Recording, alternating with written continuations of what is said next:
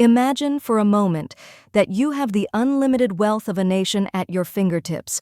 You possess the ego of a Roman emperor and the devoted friendship of the greatest genius in human history. You decide to build the most spectacular palace the world has ever seen, a structure so complex it defies the engineering of your time, and so beautiful it brings grown men to tears. You move mountains, you drain swamps, you bankrupt your treasury, and then, once this miracle of stone is finished, you stay there for less than 7 weeks. Why? Because Chambord was never meant to be a home. It was a dream, and dreams are not meant to be lived in. Welcome to the Loire Valley, deep in the heart of France. If you travel here, through the dense forests of the Sologne region, the landscape feels ancient. It is a quiet place, a land of wild boars, morning mists, and slow-moving rivers. For miles there is nothing but trees and silence. But then, the forest breaks. And rising out of the marshlands isn't just a building, it is a shock to the system. A massive, blindingly white mountain of carved stone that looks like it crashed down from another dimension. This is the Château de Chambord. To call it a castle is almost an insult. A castle is a fortress, a place built to keep enemies out and keep people alive. Chambord is something else entirely. It is a riddle. It is a declaration of power so loud that it still echoes 500 years later. But to truly understand this place, we cannot just look at the walls. We have to look at the two men whose minds collided to create it. The story begins in 1515. The King of France is François I. He is 20 years old, 6 feet tall, a giant for his time, dashing, athletic, and completely intoxicated by the art of the Italian Renaissance. He has just returned from conquering Milan, and he has seen the future. He sees that the old medieval world of dark, damp fortresses is ending. He wants to bring the light, the symmetry, and the beauty of Italy back to France. He wants to show the world that he is not just a warrior, but an enlightened prince, a new Caesar. But François has a secret weapon.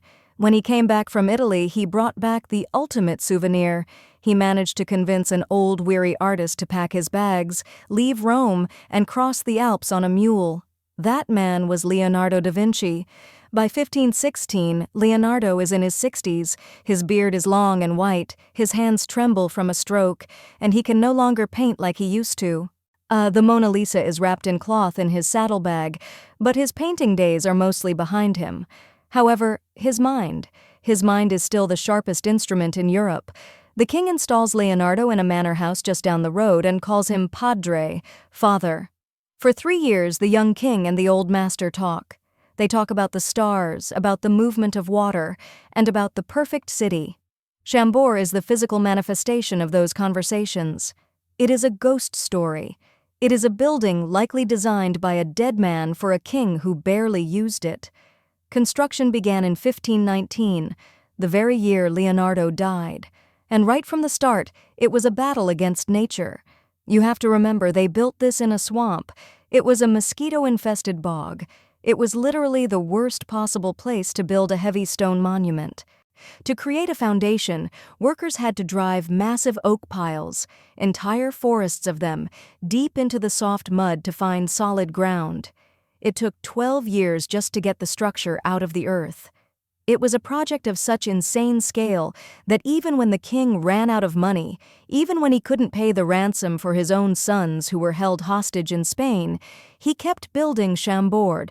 He melted down church silver. He taxed the peasantry. Nothing could stop the dream. So let's walk inside. When you approach the chateau today, the first thing that hits you is the symmetry. It is perfectly balanced, but as you step through the massive doors, the feeling changes. It is vast, it is echoing, and it is cold. Even today, on a summer afternoon, the stone holds a chill that seeps into your bones. Imagine what it was like 500 years ago. The layout is strange. It's based on a Greek cross, a plus sign shape. This was revolutionary for France. Medieval castles were usually a jumble of rooms added over centuries, a chaotic maze. Chambord is a grid. It is mathematical perfection.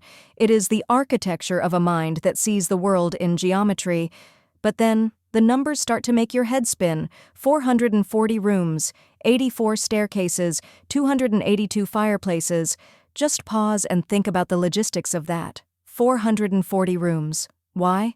François I didn't live here. In fact, no king ever lived here permanently. The French court of the 16th century was nomadic. They were like a very rich, very loud traveling circus. They would move from castle to castle week by week, depending on the hunting season or the political mood. And they didn't just bring their clothes, they brought the furniture. Imagine the chaos of arrival. The king decides he wants to hunt at Chambord. Suddenly, thousands of people are on the move. Nobles, servants, cooks, guards, dogs, horses. They bring the beds. They bring the tapestries to hang on the cold walls. They bring the kitchen pots. They even bring the glass for the windows. When they arrived, Chambord would be a cold, empty shell. Within hours, it had to be transformed into the vibrant capital of France. Servants would be rushing up and down those 84 staircases, dragging heavy wooden chests. Fires would be roaring to life in nearly 300 fireplaces, trying desperately to heat rooms with ceilings that were 20 feet high. It wasn't comfortable, it was drafty. It smelled of wet stone, smoke, and unwashed bodies. But comfort wasn't the point. The point was shock and awe. If you were a foreign ambassador invited to Chambord, you weren't supposed to feel cozy. You were supposed to feel small. You were supposed to look around and think, only a god could build this. But all of this, the massive walls, the endless corridors, it's all just a frame. A frame for the masterpiece sitting in the dead center of the castle. We are walking now into the heart of the keep. And rising before us is the most famous staircase in the world, the double Helix. This is where Leonardo da Vinci stops whispering and starts shouting. It looks like a single staircase, doesn't it? But look closer. It is a trick. It is two independent staircases twisting around the same hollow core, locked in a spiral. Does that shape sound familiar? It should. It's the shape of DNA. Leonardo da Vinci was building the geometry of life 400 years before scientists ever looked into a microscope. The engineering is pure magic. Here is how it works. You can have one person walking up and another person walking down. They can see each other through the open windows in the central core. They can wave, they can shout, they can blow kisses, but they will never meet. Their paths are forever parallel, forever separate. Why? Why build this? Was it for security? So the king wouldn't be blocked by servants carrying buckets of water? Was it for intrigue? A way for the king to take his mistress up one side while the queen came down the other? Or was it simply a game? The court of François I loved intellectual puzzles. Imagine the parties here. The laughter echoing off the stone as courtiers chased each other up the spirals, always visible but forever out of reach. It turns the simple act of walking upstairs into theater. And look at the center of the spiral. It's hollow. It acts as a massive air shaft, pulling cool air from the ground and flushing it out the top, while pouring sunlight down to the bottom. It is a 16th century ventilation system. It is the axis mundi, the center of the world. It draws your eye upward, past the stone, past the heavy realities of earth, toward the light, toward the roof. And what a roof it is! If we continue our climb, spiraling up and up, we eventually burst out onto the terraces. And suddenly, we are in a different world. If the bottom of the castle is solid and military, the roof is a fantasy. It's a stone forest. It is a skyline of chaos. There are 11 different types of towers, hundreds of chimneys, sculpted gables, lanterns. It looks like a city. In fact, many historians believe it was designed to look like the New Jerusalem, or a vision of Constantinople hovering in the sky.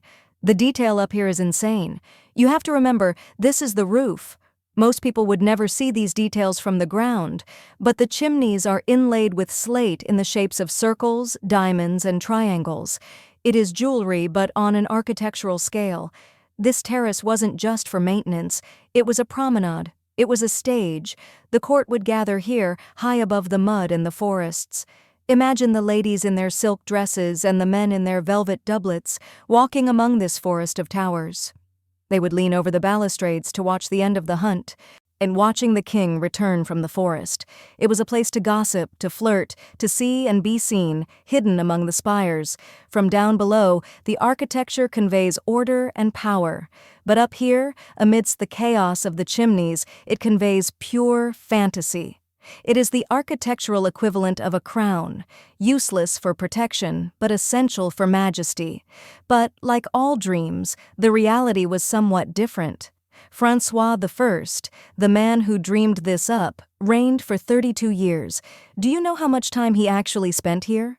A few weeks, maybe a month at a time. In total, barely enough time to break in the boots. The castle was never truly finished in his lifetime. The wings were left incomplete. The moat was never fully dug. After he died, the castle slept. For centuries it stood as a white elephant in the forest. Kings came and went. And Louis XIV, the Sun King, stayed here a few times. He even had Molière perform plays in the guardroom, but it was too big, too cold, and too far from Versailles. It was abandoned. Then came the French Revolution. The mob didn't destroy the castle, it was too beautiful even for them, but they stripped it. They sold the furniture.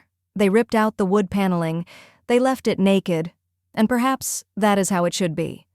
Because Chambord was never about the furniture. It was never about the tapestries. It was about the stone. Today, when you walk these halls, the 440 rooms are mostly silent. The 282 fireplaces are cold. The noise of the court, the barking of the hunting dogs, the music, it's all gone. But the spiral turns. Visitors from every corner of the globe walk the path of the king and the artist. They ascend the double helix, caught in that eternal dance. Chambord remains a paradox. It is a monument to a time that was ending, the age of feudalism, built with the tools of the time that was beginning, the Renaissance. It is a building of excess, too big to live in, too beautiful to destroy. Leonardo da Vinci once wrote, "Details make perfection, and perfection is not a detail." Chambord is that perfection. It is a silhouette etched against the sky of the Loire Valley, a permanent reminder of a time when giants walked the earth and when a king dared to build a dream that would outlast his own name. It stands there, in the mist, waiting for a court that will never return, the most beautiful, lonely building in the world.